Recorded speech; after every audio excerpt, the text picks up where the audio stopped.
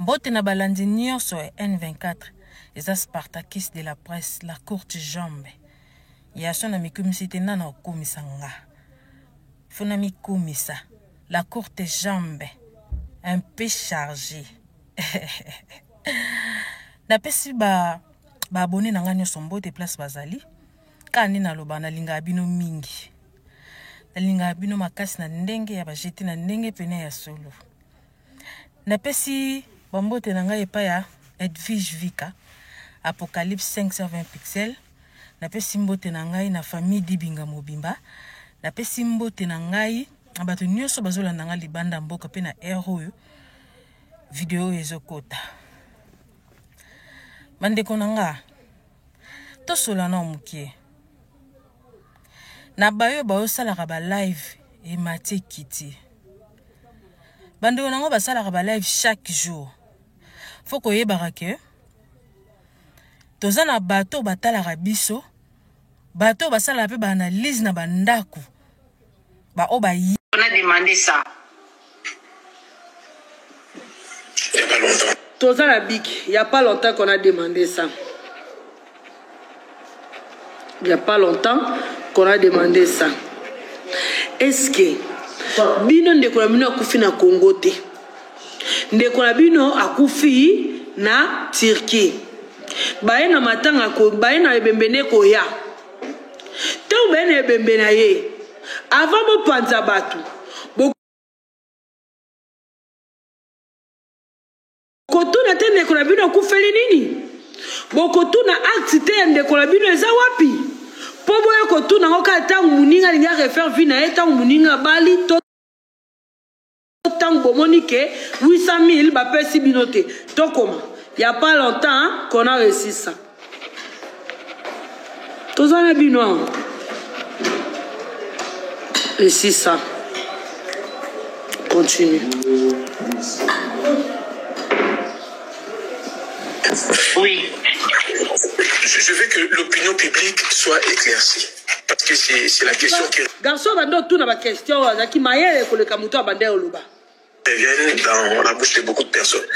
Quand vous avez récupéré l'acte déjà, je pense que en vous entendre parler, et je me rends compte que je suis devant une famille très instruite. Mais quand vous avez reçu, vous n'avez pas remarqué des anomalies avec les explications que M. Marcelo vous avait données le lendemain de la disparition de votre soeur, et 8 mois plus tard, lorsque vous avez reçu l'acte déjà, avez-vous pas remarqué des incohérences? Oui, quand on a reçu les certificats déjà, c'est arrivé, j'ai pris le téléphone de maman, j'ai commencé à examiner ça. Parce que j'ai pris le téléphone de maman, j'ai commencé à examiner ça. J'ai pris le téléphone de maman, j'ai commencé à examiner ça. Yo le roi d'Aki Moutoro examiner ma cam. Normalement, il fallait examiner depuis dès qu'on a koufaki. Au moins qu'avant que tu bayane bembe, il fallait que examiner. Tant que bayane bembe, il fallait examiner. Tant que bolingi bo panza batanga 40 jours, il fallait déjà examiner. Lokolo zeli 8 mois pour examiner. But ya examen na yo, nena ngana yeba. But wana motivation ya ko examiner makabo après 8 mois. Et outil wapi point d'interrogation. But d'examination. Après 8 mois, c'est quoi? Point d'interrogation.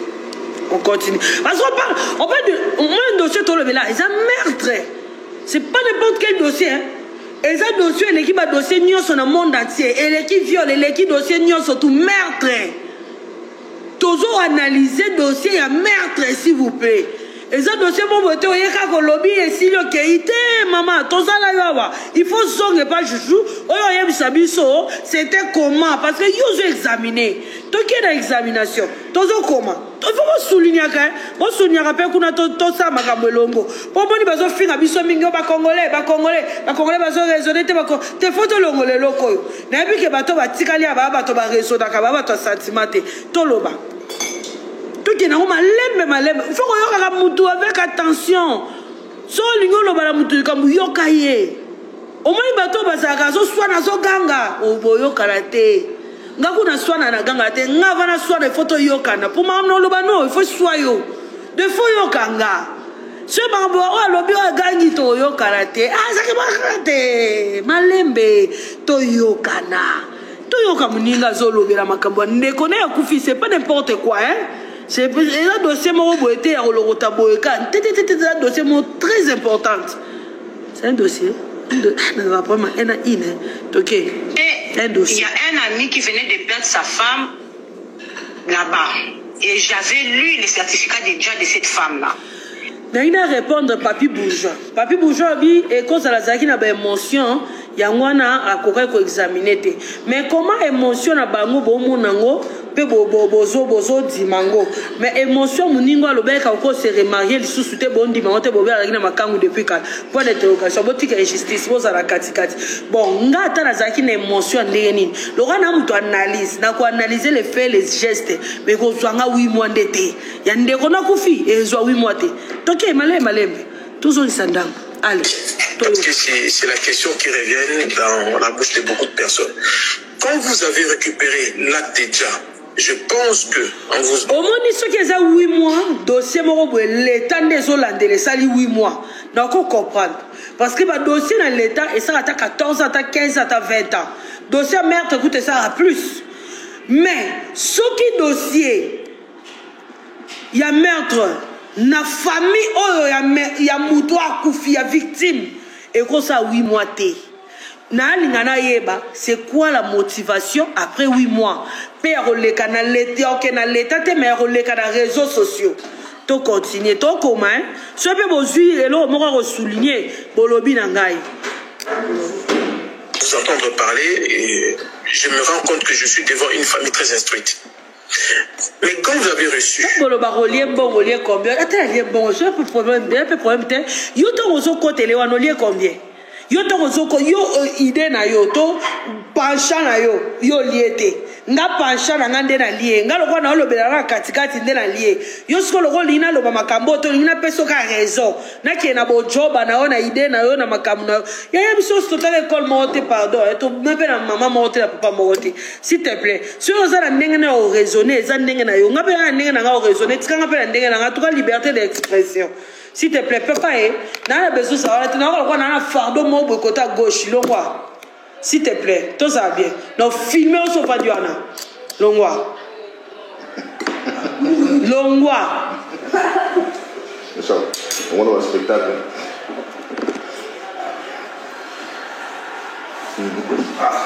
L'ongwa quoi?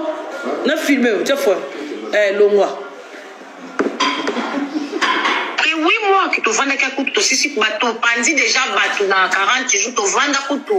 Un bon jour on s'est réveillé pour demander ça. C'est quand on a il y a pas longtemps qu'on a demandé ça. Il n'y a pas longtemps. Oui. Je veux que l'opinion publique soit éclaircie. Parce que c'est la question qui revient dans la bouche de beaucoup de personnes. Quand vous avez récupéré l'acte déjà, je pense que en vous entendre parler, et je me rends compte que je suis devant une famille très instruite. Mais quand vous avez reçu, vous n'avez pas remarqué des anomalies avec les explications que M. Marcelo vous avez données le lendemain de la disparition de votre soeur et 8 mois plus tard, lorsque vous avez reçu cet acte déjà, avez-vous pas remarqué des incohérences? Oui, quand on a reçu les certificats déjà, c'est arrivé, j'ai pris le téléphone de maman, j'ai commencé à examiner ça. Parce que il y a un ami qui venait de perdre sa femme là-bas. Et j'avais lu les certificats déjà de cette femme-là. Et quand j'ai lu ça, j'avais là. Attendez. Donc, tu avais un ami, au Pakoufela qui moi aussi, na même moka. Bizarrement, coïncidence. J'avais un ami.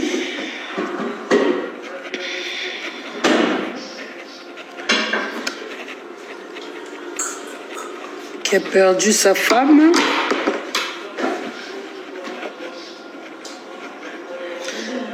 En Turquie. bizarrement ozalaki na moninga moko akufela mpe na Turquie, coïncidence. Et moninga wana apesi yo acte ya liwa ya mwasi na ye. Oh, siko toyeba mwasi ya moninga na yo akufaki na même maladie, akufaki na même bloc opératoire, est-ce qu'akufaki na même hôpital? Po mikande ke kokokana po ata mukanda ya mama ye mbona ya ngaliema ezaka ndenge moko te po maloba na yo ezaki hôpital moko te, non? So ezaki hôpital moko te, comment mikanda ya hôpital moko te kokokana? Point d'interrogation. Woto yo kayo yo muto oyo na likambo na yo to yo kayo. Na bisi bino bolongo la sentiment to yoka to zana kati kati. Hein? Comme monsieur, lorsque vous avez donné le lendemain de la disparition de votre soeur, et 8 mois plus tard, lorsque vous avez reçu c'est l'acte de Dja, avez-vous pas remarqué des incohérences? Oui, quand on a reçu le certificat de Dja, c'est arrivé, j'ai pris le téléphone de maman, j'ai commencé à examiner ça. Parce que je venais, il y a un ami qui venait de perdre sa femme là-bas. Et j'avais lu le certificat de Dja de cette femme-là. Et quand j'ai lu ça, j'avais pris quand même quelques éléments pour comparer avec celui que nous, on avait. À lobby, il y a son ami, on fait la moi aussi, en Turquie. Et à Zoakita, il y a Rutanga, certificat de l'IWA, il y a moi aussi, il y a Ndekouana. Pe à comparer ango solingo sambo à l'hôtel. Pe à comparer ango na certificat oyo bapesa ki bango. Na linga na yeba. Certificat ya muninga na ye.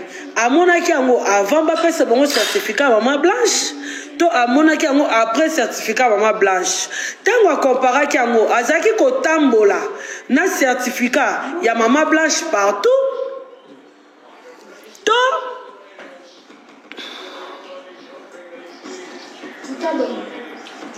Tonde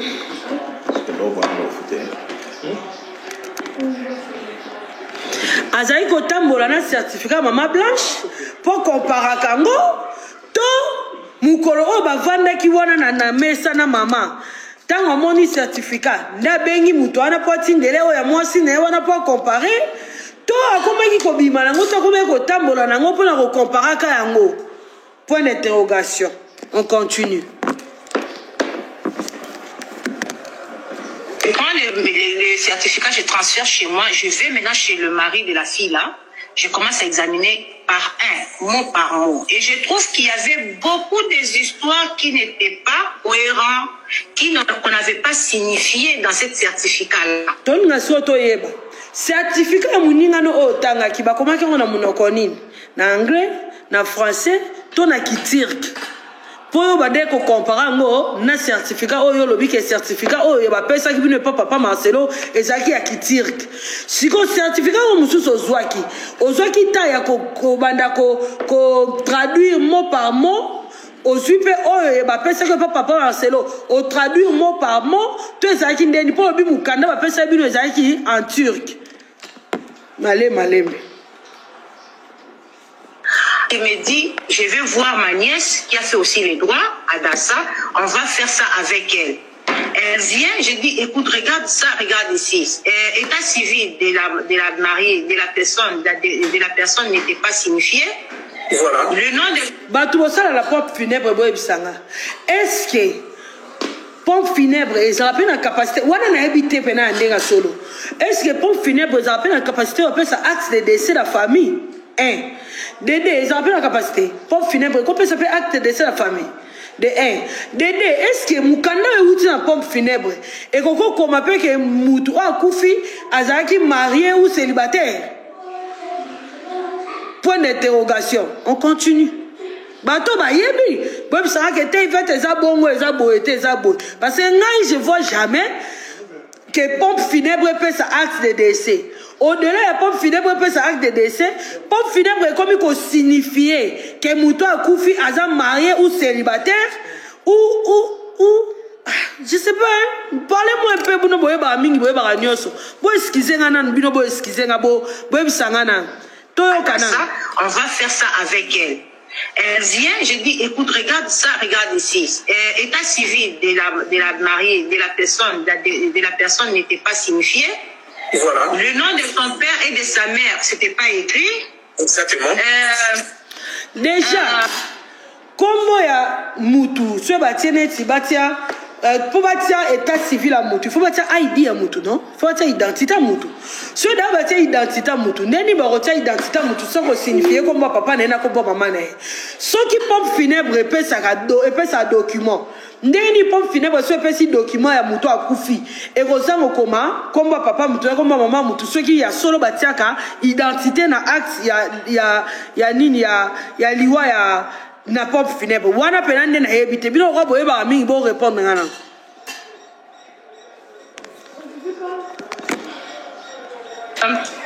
Le bloc opératoire, c'était pas mentionné. On écrit que parenté avec lien de famille de la personne qui va annoncer les nouvelles, on dit son ami. Et quand on dit son ami... Na lobi boy. Ceux qui pompe funèbre, et da pompe funèbre.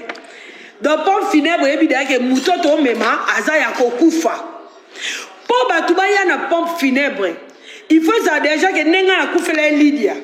Na kena pompe funèbre ya ba jino yombo. Na lobi na yeko somba cercueil, na yeko somba bilamba, na yeko somba loro boy. Est-ce que pompe funèbre et qu'on peut sa mutu oyo akufi numéro oyo faut ba bengela mutu ba pese nouvelle nini pour mutu sa akufi na mukande ya pompe funèbre okuta numéro mutu on peut sa nouvelle nini parce que bateau ba ya na pompe funèbre ba ya déjà rotika ebembe ba ya coopérer na bateau oyo ba sungaka pona kokunda ebembe sur bino bona mukanda pompe funèbre numéro bozui wapi ya ko contacter mutu en cas de nouvelle nini mutu pompe funèbre ozana ngo posa ya repesa mutu famille parce que pour y a de pompe funèbre il faut déjà yo moko déjà ozala wana déjà que yo mutu oye kotike bembe na yo ebe so na lobi mabeboli misanga ligale sa moi passe mutu na bino akufi sikoyo soki numéro ezala na papier pompe funèbre il faut ça numéro mobile na ye soki en cas d'urgence ba to pompe funèbre ba limba benga bino ke mutu na bino boyaki na alamuki bon dans mon été lo ni dossier adera bete pompe funèbre et ko zo numéro ya ko bengela mutu en cas d'urgence nenge nini na ndenga mabete en tout cas nga desiko problème de ça desiko da sentimentaliste te problème nga siko des sentiments na kota ate boye bisanga na ba pesi bino dossier ya pompe funèbre dossier ba pesi bino za ya pompe funèbre te siko numéro oyo pompe funèbre pesi bino en cas d'urgence to comment on a numéro d'un ami le numéro d'un ami à la pompe au dossier des pompes funèbres des pompes funèbres de la pompe anglophone macambo funèbre pour ça ça numéro au pompe funèbre ba kotia na document pour ba benga il fait un numéro mobile na ye que en cas elo moko ezangi to elo moko il faut ba somba yango tote po nga na osaka analyse bébé na osaka analyse merci na pompe funèbre numéro o ba otia na mukanda ya pompe funèbre il faut un numéro mobile na ye en cas de besoin vu que aumela ki pete na morgue po ba zongise awana na mboka na ye. Donc numéro il faut ça na dossier pompe funèbre il faut ça numéro mbali na ye par contre numéro tirk ndenge nini au moment où ye asalika 2 jours na morgue ayon azongi Kinshasa pompe funèbre musala nango na liwa ya mama Blanche ezalaki nini parce que pompe funèbre ezo organisé deuil pompe funèbre ezalaka kosomba cercueil pour votre information bato bateka na pompe funèbre ba oyebisaka le contraire. Ba pompe funèbre msu net qui ça toi pompe funèbre bon comme nango Kofi azana ba salle Kofi ana ba cercueil Kofi ana bilamba, Kofi ana ba fleur. Na yebite sori baza akoma na cimetière wande na yebite. Mais nga na yebi ke pompe funèbre neza pour la organisation de deuil. Na yebite sori na lo baba be. So na lo baba be bino lo kwa boye ba mingi. Boye singa ke eza mabe. Pompe funèbre eza pour la organisation de deuil. Na ndenge na yebeli na ndenge yaki. Na ndenge makambo mama Blanche yaki. Makambo mama Blanche yaki boye. Maman Blanche a eu la opération, a sali crise cardiaque, a koufi, a koki passe opération té. Tant maman Blanche a koufi, a ou mérité,